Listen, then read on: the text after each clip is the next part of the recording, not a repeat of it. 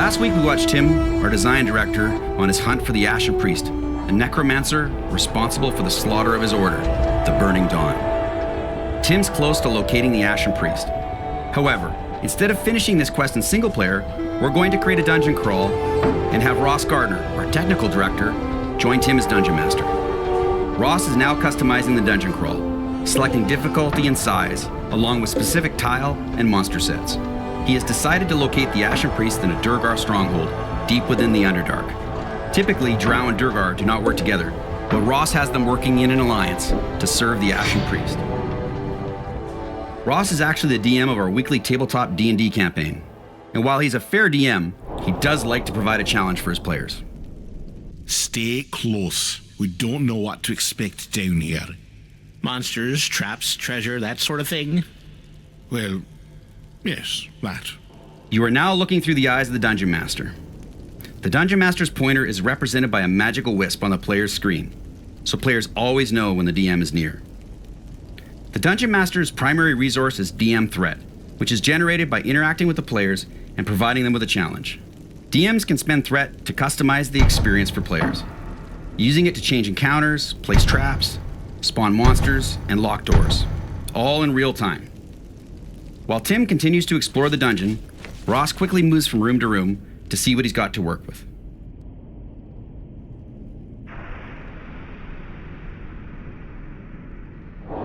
Tim still has the Fog of War on his screen, and while Ross can see the entire dungeon, Tim cannot.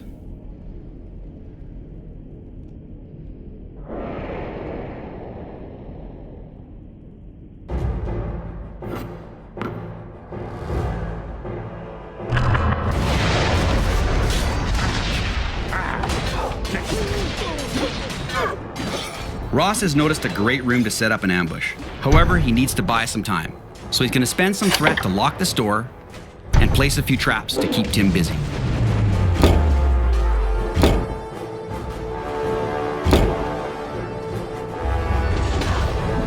Throughout the adventure, the DM will find loot drops. DM loot keeps things fun for the DM and unpredictable for the players. It looks like Ross has found some loot that will allow him to summon a zombie horde. Tim's rogue is the only character proficient in lockpicking, so he needs to be the one to get this door open.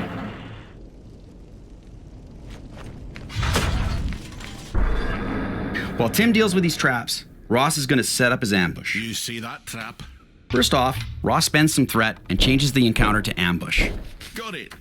The red circle represents the ambush trigger. These spiders will spawn when Tim enters that trigger.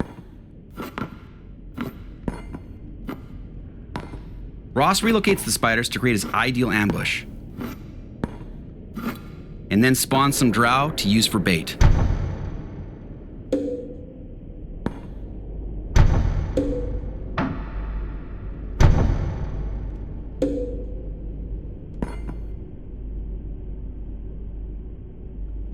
Ross has also found a treasure hoard, and he knows how much Tim loves his rogue, so he hides the door, forcing him to hunt for it.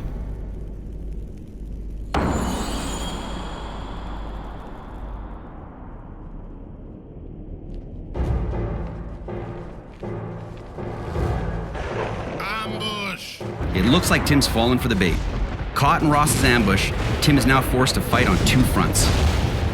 Ross can also spend some additional Threat to summon and even promote more monsters to make his ambush complete.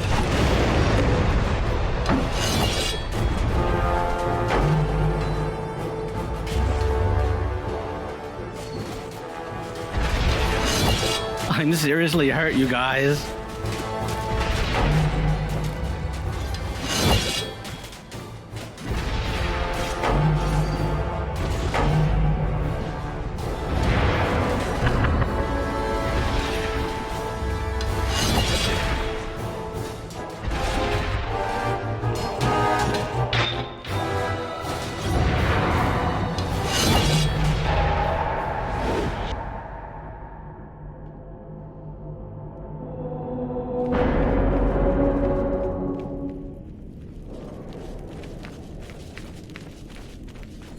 Much to Ross's disappointment, Tim's rogue had a high enough passive perception to find the secret door.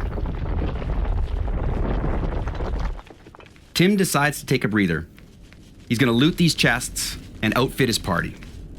If Tim takes too long, Ross can get him moving by spawning a wandering monster or using his DM loot to drop that zombie horde on Tim's rogue.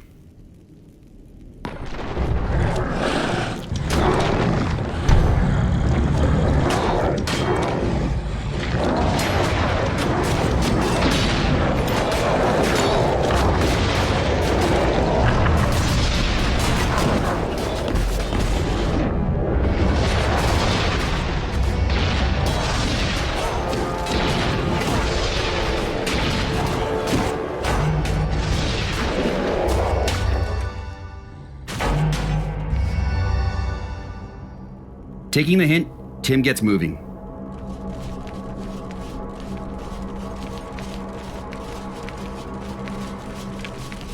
You ever get the feeling you're being watched? All the time, lad. All the time. Huh. I guess you just get used to it. It's in this room where Tim finally meets the Ashen Priest. Now prepare to burn. The Ashen Priest and his minions are a tough fight, especially when Ross takes direct control of the Ashen Priest. Ross now has direct access to the Ashen Priest's spells, including Flame Door, which allows him to teleport around the room.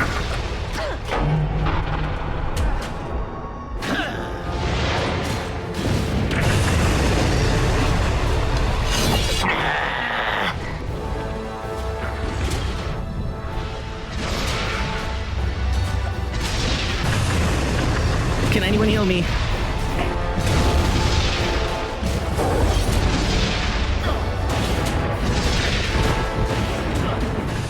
We saw Ross summon and promote creatures earlier, but he can actually do the opposite. He can demote creatures, even remove them to better balance the fight.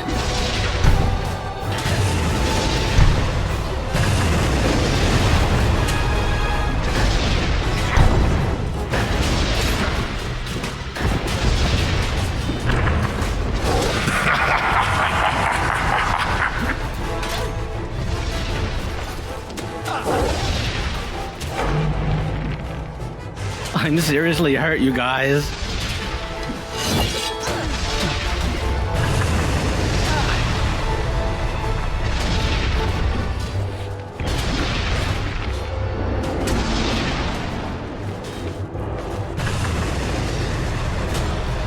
Can anyone heal me?